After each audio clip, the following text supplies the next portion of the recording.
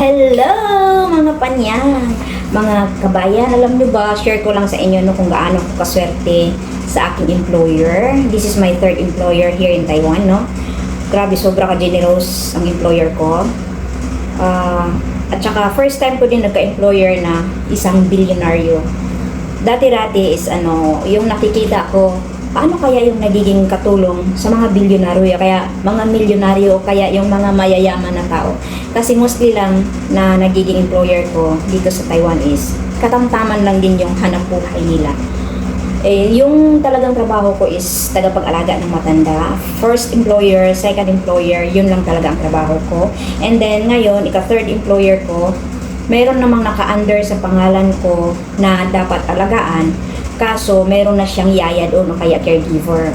Ngayon, dalawa kami nakapangalan doon. Kasi dito sa Taiwan, pag regular ka lang, kumbaga katamtaman lang yung hanap buhay ng magiging employer,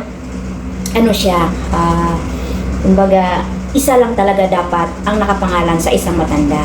Pero itong employer ko kasi, isang bilyonaryo, so kaya nila magbayad kahit ilan pa ang tao na dapat mag-alaga doon sa matanda. Gaya nung nanay ng amo ko, nasa hospital, diba? Meron siyang mga nurses nag-alaga, pero yung caregiver niya dito sa bahay lang kasi ito yung nasa first floor. Ito yung tagapagluto ng pagkain para ihatid doon sa hospital. Ngayon ako naman is yung tatay ng amo naming babae, dalawa kami nakapangalan doon, and then hindi ako nag-aalaga sa kanya kasi meron namang isa doon. So ako dito ako na-assign sa the big boss namin, yung pinaka big boss dito ako na-assign. Kumbaga, ang aking trabaho dito sa bahay na to, wala dito yung mag-ina niya kasi nasa kabilang building at meron ding isang Pinay doon na na-assign. So, ang sa akin naman is ganito. Isa lang ang aking, inalagaan dito, yung big boss namin. Hindi pa naman siya gaano katanda, pero basta siya ang big boss. Grabe, down to earth talaga ang napakabait niya. Super.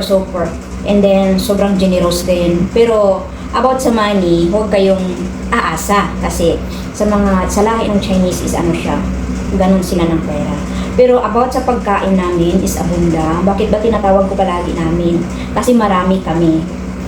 Sa bawat floor or kaya sa kabilang building, mayroong na-assign.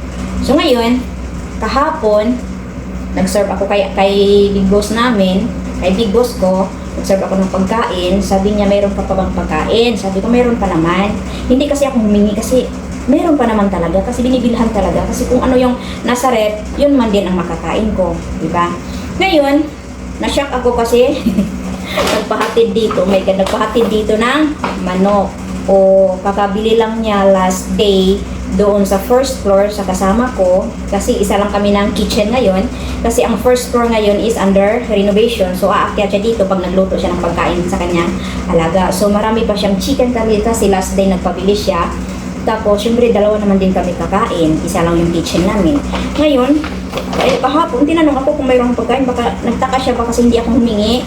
Hindi naman ako humingi kasi marami pa kasi din. Ngayon, nasyak ako. Binilhan ako ng chicken. O diba, sa bawat pack nito, meron siyang 2 drumstick na malalaki. Ito yung chicken na without bones. So, isang pack nito, 2. So, ibig sabihin nito is, tag-apat-apat to. So, meron akong 8 pieces na boneless. Drumstick, boneless siya. So, di ba, sobrang generous yung amo ko. Last day naman kasi yung groceries namin every Tuesday and Friday. So, Tuesday, nagpabili lang ako ng kunting ilalagay sa ref para sa kanya. Tapos, biruin mo, pagdating ng mga pinabili ko, meron na namang kasaling Coca-Cola o 2 box. 2 box na Coca-Cola. Hindi ako humingi niyan ha, kumbaga kusa niya yung binigay. Kasi last time, bumili din siya 1 box, tinawag niya ako, Diyos ko po, ako yung dalo man. Matakaw ako sa Coke, ang laki ng ngiti ko kasi may Coke. So siguro nasa isipan niya, masaya tong katulong ko na may iinumin. Kaso, ang problema dito, kahit anong bait ng amo namin, kahit sobrang generous, ang bawal sa amin dito is yung mag-picture taking ka kahit saan ng sulok ng bahay. Kasi baka may mahagilap dyan na bawal mong i-link sa labas. Kasi may mga ano sila dyan, especially yung mga picture frame ba? Kasi mahal yun, milyon din ang mga halaga. Kaya bawal sa amin yun, picture. Baka may mahagilap kang maipost mo. Yun ang pinagbawal sa amin. And then, wala kaming day off. Yun lang ang wala kaming day off. Kaya, kung nagbibideo ako, dito lang sa kitchen. Ganito lang ang aking view. Pero hindi naman yan bali sa akin, wala akong day off kasi hindi naman din ako magala na pagkatao. Sumasaya na din ako dito habang may cellphone ako, hindi ako pinawalan sa cellphone, magdudot ako. Wala namang gaanong trabaho dito sa kanya. Except doon sa mag-ina kasi kailangan mong serbisyuhan yung mag-ina. Yung bata naman, mga anak nila is malalaki na. Malalaki na, may mga trabaho na din. 26 years old and 24 years old. So, ako, lucky lang kasi andito ako kay Big Boss na assign. Siya lang ang paglutuan ko at nagda-diet din siya. Sobrang simple lang ang pagkain niya nilutuin ko. Biruin mo, ako hindi ako marunong magluto. Hindi ko passion yung pagluluto, yung mga ulam. Hindi talaga ako marunong yan. Pero, biruin mo sa pagkatao ko. Nakapagluto ako sa isang billionaire. O, diba? Kasi ang pagkain niya is very simple at saka sobrang mabait siya.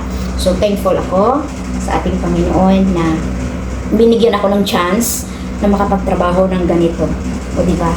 So, okay na rin ako. Wala akong problema. So, thank you everyone. Thank you for watching. Share ko lang ang aking experience sa aking trabaho dito ngayon sa Taiwan. So, hindi na ako matatawag bilang caregiver. Matatawag ako is katulong. O, diba? Kasi wala na akong alaga. Mayroon namang nakapangalan pero hindi akong nag-aalaga. So, proud to be a katulong. That's all. Thank you.